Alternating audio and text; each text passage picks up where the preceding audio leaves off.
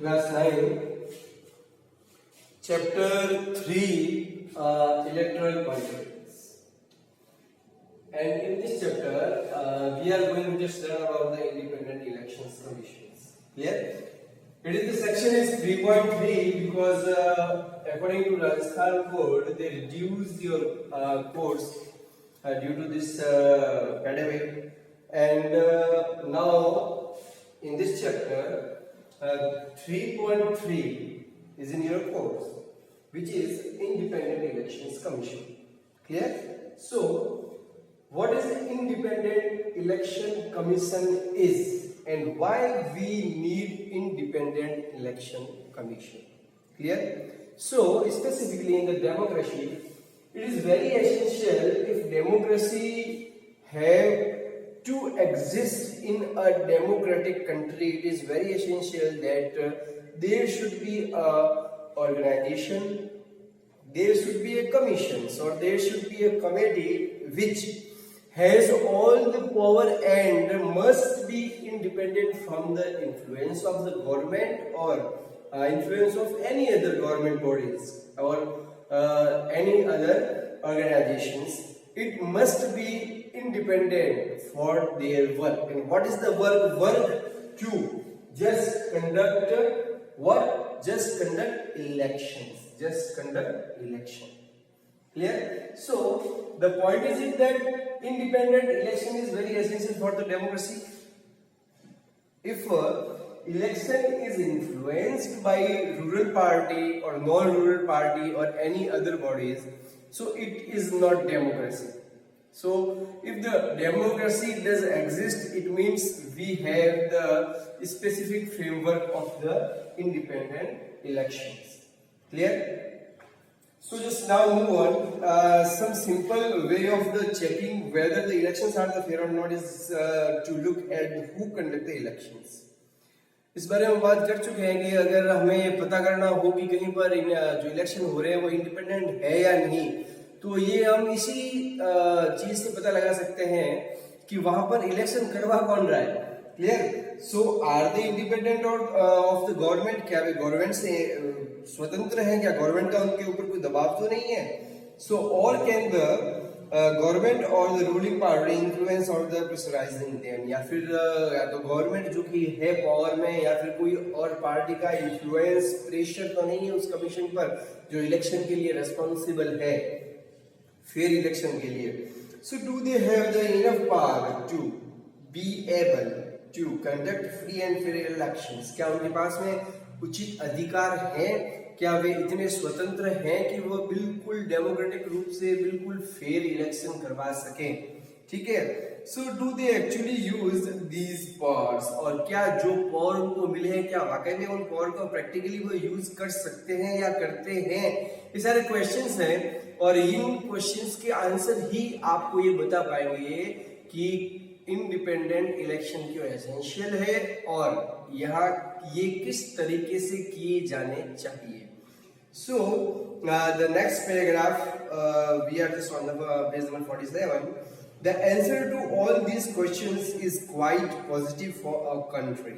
अब इन सभी क्वेश्चंस का जो आंसर है वो हमारे देश में तो जो है वो क्वाइट पॉजिटिव है, जो मतलब सकारात्मक है. हमारे पक्ष में ये सारी चीजें हमारे देश में लगभग होती है. 100% तो नहीं कह सकते पर लगभग होती है.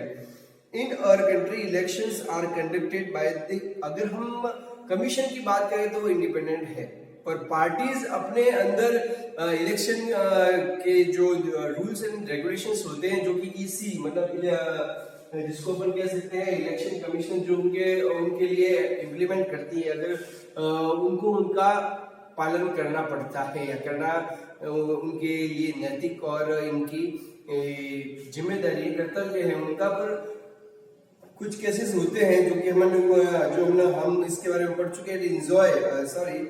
So the answer of all these questions is quite positive to our country. In our country, elections are conducted by the independent and very powerful elections commission. हमारे देश में बहुत ही पावरफुल इलेक्शन कमीशन के द्वारा चुनाव होते हैं और हमारे देश में इलेक्शन कमीशन चुनाव के लिए पूर्ण रूप से उत्तरदायी है, रेस्पॉन्सिबल है। Clear? So it is enjoyed. अब क्या होता है इसके अंदर, enjoy the same kind of independence that the judiciary enjoys. जिस तरह भारत में न्यायपालिका, न्याय व्यवस्था, जुडिशरी बिल्कुल इंडिपेंडेंट है, उसके ऊपर न प्रेसिडेंट है न प्राइम मिनिस्टर है, कोई भी पार्टी किसी का भी प्रेशर नहीं है, वैसे ही इलेक्शन कमीशन भी बिल्कुल फ्री है अपने वर्क को करने के लिए। ठीक है? सो उनको कोई इंटरप्ट नहीं कर सकता है। The chief election commission CEC is appointed by the president of India. Bharat के राष्ट्रपति के द्वारा ये अपॉइंट किए जाते हैं। अच्छा, किसी के थ्रू अपॉइंट किया जाना इसका मतलब वो आपको इन्फ्लुएंस कर सकते हैं, पर ऐसा नहीं है। क्लियर? बट वंस अपॉइंटेड, पर जैसे ही एक बार वे अपॉइंट हो जाते हैं, the chief election commissioner is not answerable to the president. वो प्रेसिडेंट के लिए आंसरेबल नहीं है, वो अपनी सारी रिपोर्ट्स और वो प्रेसिडेंट के प्रति उत्तरदायी नहीं है। क्लियर? वो बिल्कुल फ्री है। इसी के बारे में तो बात कर रहे हैं अपन। Commissioner is not answerable to the president और द गवर्नमेंट, या फिर गवर्नमेंट के प्रति भी रेस्पॉन्सिबल नहीं है। इसका मतलब ये क्या है? फुल्ली इंडिपेंडेंट है। So if the ruling party or the government doesn't like what the commission does, it is virtually possible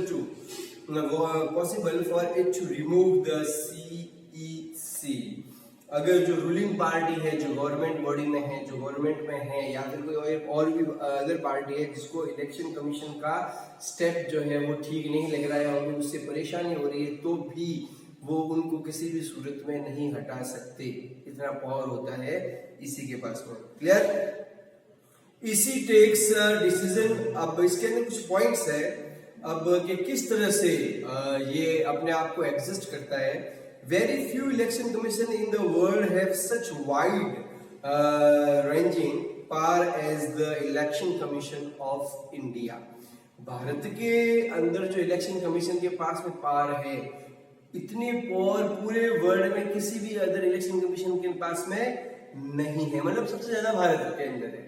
so first है, EC takes decision on every aspect of conduct and control of elections, from the announcement of the elections, the declarations of the result.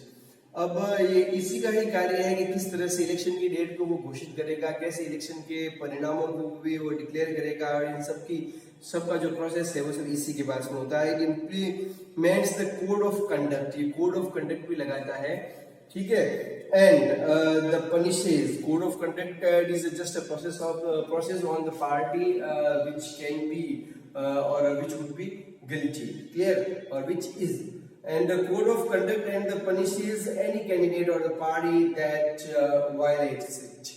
और जो code of conduct लगाए जाते हैं, जो नियम निर्धारित किए जाते हैं, अगर उनका कोई उल्लंघन करता है तो उस पार्टी को पनिश करने का अधिकार भी इसी के पास में है। Clear? During the election period, अब जैसे आपने सुना होगा कि कई पार्टियों का प्रचार, मतलब उनको अपनी पार्टी का प्रचार करने के लिए स्पेसिफिक डेज दिए जाते हैं, पर कई पार्टी जो है वो जो इसी कोड ऑफ कंडक्ट लगाते हैं और जो उनके रूल्स होते हैं, अगर कोई पार्टी उन रूल्स को नहीं मानती है तो इसी जो है उनको पनिश के रूप में अपने उनके पार्टी के प्रचार या प्रसार के लिए उनके दिन कम भी कर सकती है। ऐसा भी आपने न्यूज के अंदर देखा है। ठीक है?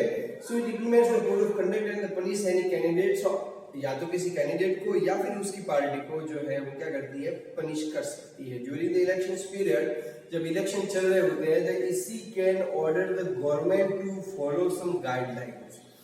इसी गवर्नमेंट को ऑर्डर देती है कुछ गाइडलाइन को फॉलो करने के लिए, to prevent use and the misuse of governmental power to enhance its change to win election. वो गवर्नमेंट के अधिकार क्षेत्रों पर भी थोड़ा प्रतिबंध लगाती है ताकि वे लोगों को इन्फ्लुएंस नहीं कर सकते just on the time of elections. ठीक है? जिसको आचार संहिता कहा जाता है। इसमें जो है वो लोगों के तबादले होने या किसी का प्रमोशन होना या ये सब चीजें उस समय रोक दी जाती है।